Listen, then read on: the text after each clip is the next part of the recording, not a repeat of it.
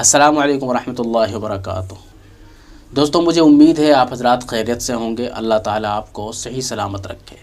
آج کی اس ویڈیو میں بتایا جائے گا کہ نامردی کا ایک قرآنی علاج اور احادیث سے جو علاج ثابت ہے وہ کیا ہے، اور اسی طریقے سے کچھ لوگوں کی نامردی ایسی ہوتی ہے جو ان کے لیے لیگر ہو جاتی ہے، اور کچھ لوگوں کی نامردی ایسی ہوتی ہے جو واقع میں وہ بہت پریشان ہوتے ہیں، اور کچھ لوگوں کی نامردی ایسی ہوتی ہے کہ تھوڑی بہت ہے اور کچھ دوائیں انہوں نے کھائی اور وہ ٹھیک ہو گئی۔ آج ہم جو حضرات بالکل پریشان ہیں نامردی سے، وہ اپنی بیوی سے بالکل ملنے کے قابل نہیں ہے، اور گھر کے اندر لڑائی جھگڑے ہوتے ہیں، اور ان کی بیویاں بار بار ان کو طعنہ دیتی ہے، ٹھیک ہے، اور ان کو بار بار شرمندہ کر دیتی ہے، تو انشاءاللہ تعالیٰ اس کے بارے میں مکمل ڈیٹیل سے آپ کی خدمت میں پیش کریں گے۔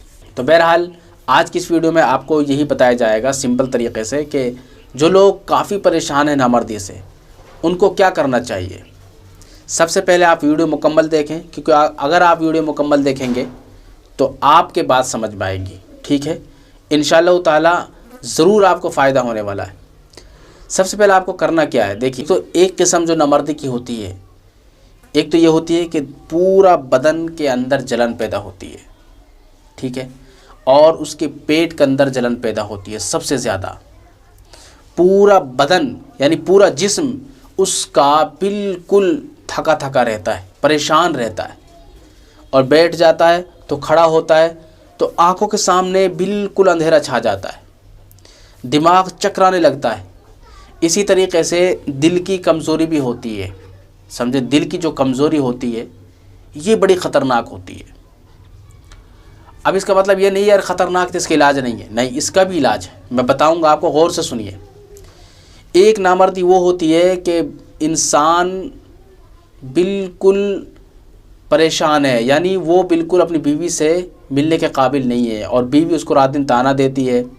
اب وہ پریشان ہے، کروں تو کروں کیا، اور دوسری بات اس کو یہ ٹینشن کھائی جاتی ہے، اس کا دماغ میں چکر ہوتا ہے، کمزوری رہتی ہے پورے بدن کے اندر، چلتے پھرتے اس کو کیا نام ہے کمزوری محسوس ہوتی ہے، تھکاوٹ محسوس ہوتی ہے، اور اسی طریقے سے دل کمزور ہو جاتا ہے، دل کے اندر پریشانی ہوتی ہے، مطلب سانس کھل کر نہیں آتا، سمجھے۔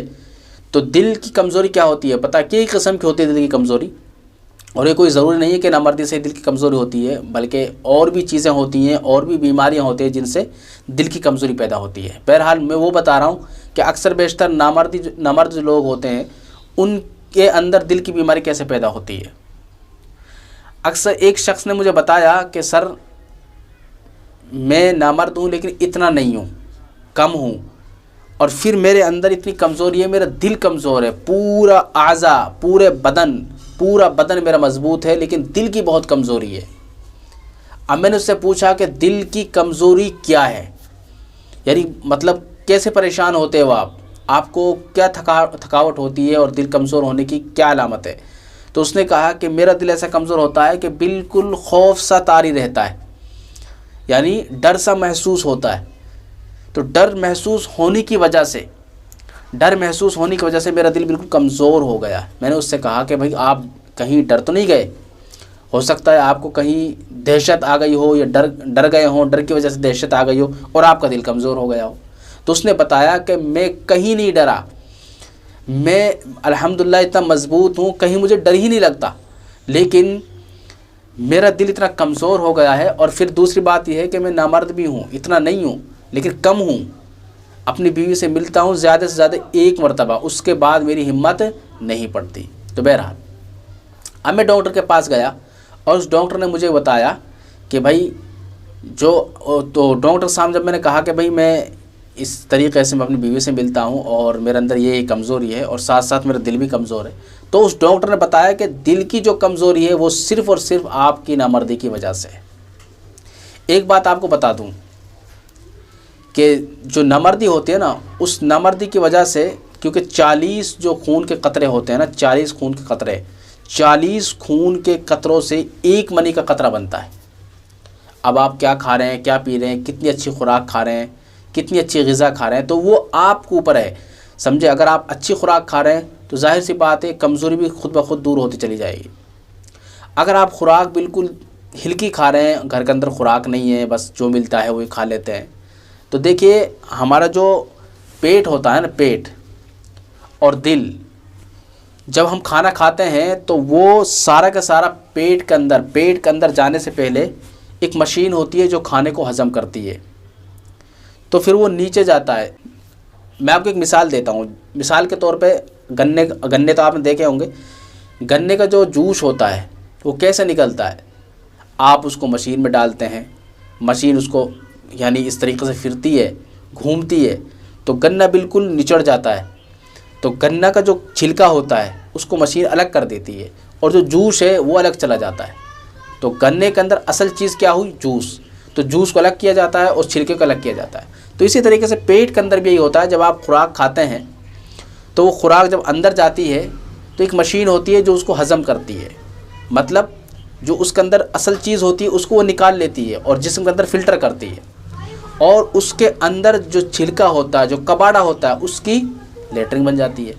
तो वो लेटरिन के खाने में खुद ब खुद चला जाता है। ये खुदा का एक बहुत बड़ा सिस्टम है, अल्लाह की तरफ से कुदरती सिस्टम है सारा।